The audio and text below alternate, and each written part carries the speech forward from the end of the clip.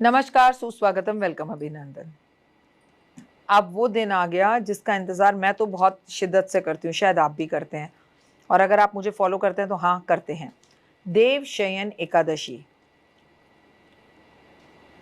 ये वो एकादशी है जो 25 जुलाई को पड़ रही है और इस दिन है शनिवार को पड़ रही है। देवशयन एकादशी का मतलब पता है ना, जब भगवान विष्णु सोने के लिए चले जाते हैं और चतुर्मास आरंभ हो जाता है। ये चतुर्मास दान, धन, पुण्य और अपने कार्मिक अकाउंट, बैंक अकाउंट को बढ़ाने का है। और मैं बढ़वाऊंगी आपके साथ आपके कार्मिक बैंक अकाउंट।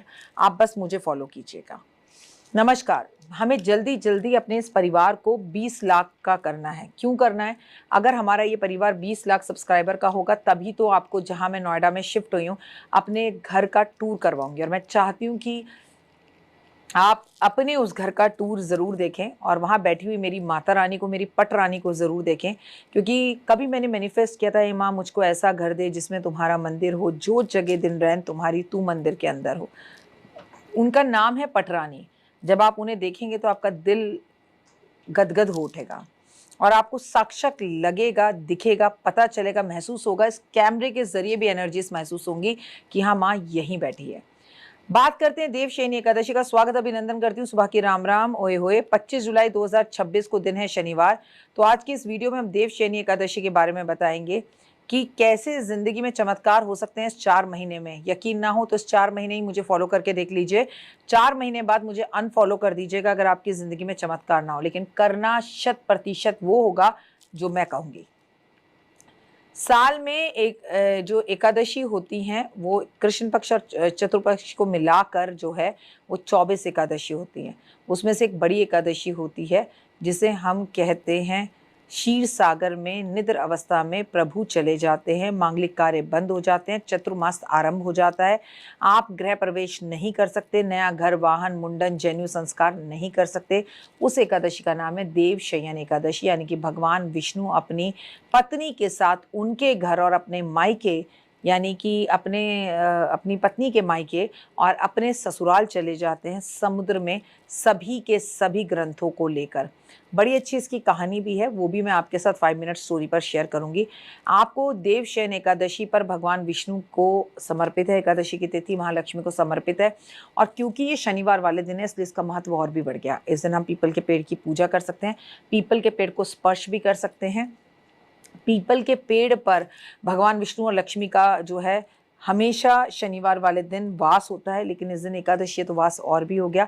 तो इस दिन आज आप एक पत्ता पीपल का तोड़कर उस पर श्री लिखकर उस पर इत्र लगाकर अपने घर की तिजोरी में ज़रूर रखेंगे। अगली एकादशी पर आप अगला पत्ता ला सकते हैं, लेकिन जब ही ला सकते हैं पत्ता जब शनिवार हो। और जब तक शनिवार ना इस पत्ते को वहीं रखिएगा। जब शनिवार और एकादशी का सहयोग पड़े तो आप इस पत्ते को निकाल कर दूसरे पत्ते को रख लीजिएगा और तांबे के कछुए घर की उत्तर दिशा में स्थापित करें, उसकी विधिवत पूजा करें। इससे भगवान विष्णु और माता लक्ष्मी का आशीर्वाद मिलेगा, समृद्धि बढ़ेगी। कम से कम इस 4 महीने से जो चतुर्मास आज से शुरू हुआ है उसमें तो जरूर करें। देवशयन एकादशी में शाम में तुलसी के पौधे के पास गाय के घी का शुद्ध दीपक जरूर जलाएं, उसकी परिक्रमा करें, मानसिक शांति मिलेगी। आज आपको शम्मी के पेड़ की परिक्रमा जरूर करनी है और उसके पास सरसों के तेल का दिया जरूर जलाना है।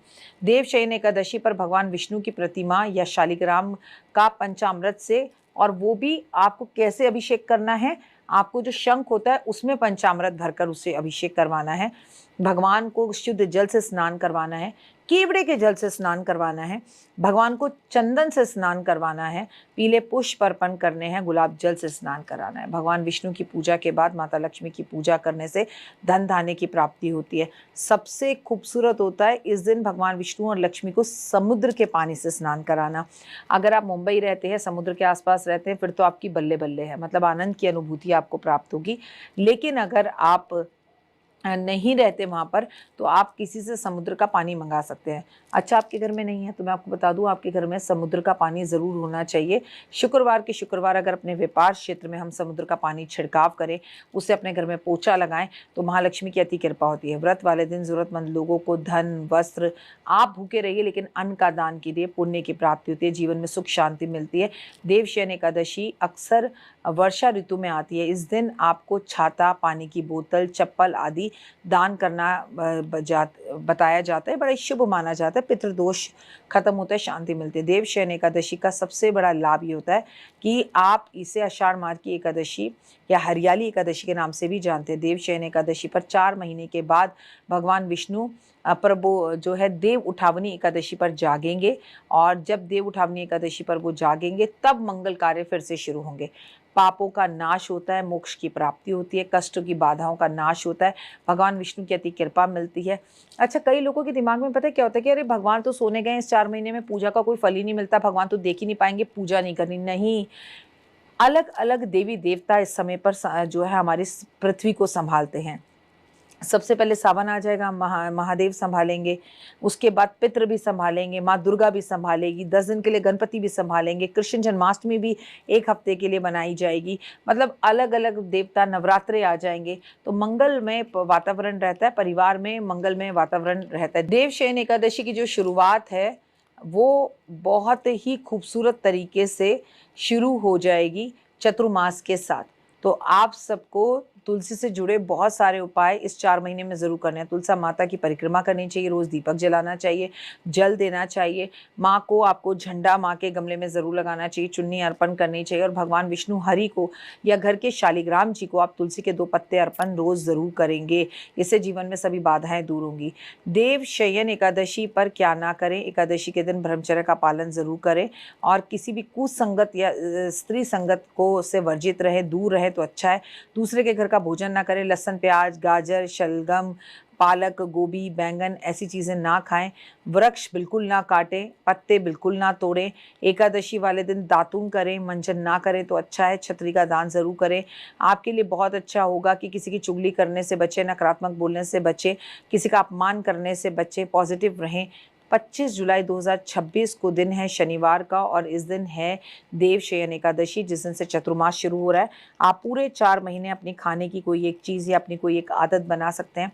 आप मुझसे पूछे कि इस 4 महीने में आप अपनी क्या एक आदत बनाएं, तो आपको हर रोज़ केले के पेड़ पर जल देना चाहिए, केले के पेड़ की पूजा करनी चाहिए, केले के पेड़ को स्पर्श करना चाहिए, केले के पेड़ के दर्शन करने चाहिए। इस पूरे 4 महीने में जब भगवान जी सोने के लिए गए, धार्मिक एक कोई भी पुस्तक खरीदकर 4 महीने तक रोज़ आप किसी भी धार्मिक स्थान पर मंदिर में देकर आएँ, लोगों को भेंट दें, बाँटें, तो आपका जीवन बड़ा मंगलमय हो जाएगा। विष्णु सहस्र नाम का पाठ करें, विष्णु चालीसा का पाठ करें, विष्णु के भजन भजें, तो आपकी हर मनोकामना पूर्ण होगी। फिलहाल मुझे दीजिए इजाज़त, अपनों का रखिए खास ख्याल। आप सभी को देव शयन एकादशी की बहुत बहुत शुभकामनाएं। लेकिन फिर याद रखिएगा, थम जाइएगा, 25 जुलाई 2026 से सभी मंगल कार्य बंद हो चुके हैं। लेकिन आप भागवत करवाएं, आप रामायण करवाएं, आप गीता का पाठ करवाएं, आप सुंदरकांड करवाएं, माता की चौकी करवाएं, आप जागरण करवाएं, आप कीर्तन करवाएं, आप भजन करवाएं, आप धार्मिक यात्रा करें। इसके लिए कोई मनाही नहीं है। किसी तरह के कन्फ्यूज़न में मत रहना। शादी नहीं करनी, मुंडन नहीं होगा, गृह प्रवेश नहीं होगा, कार नहीं खरीदेंगे, आप किसी भी तरह से सगाई मंगनी नहीं करेंगे। लेकिन अगर आपका जन्मदिन इस बीच में पड़ता है तो हुए ज़रूर मनाएंगे। फिलहाल दीजिए इजाज़त, नमस्कार, जय माता।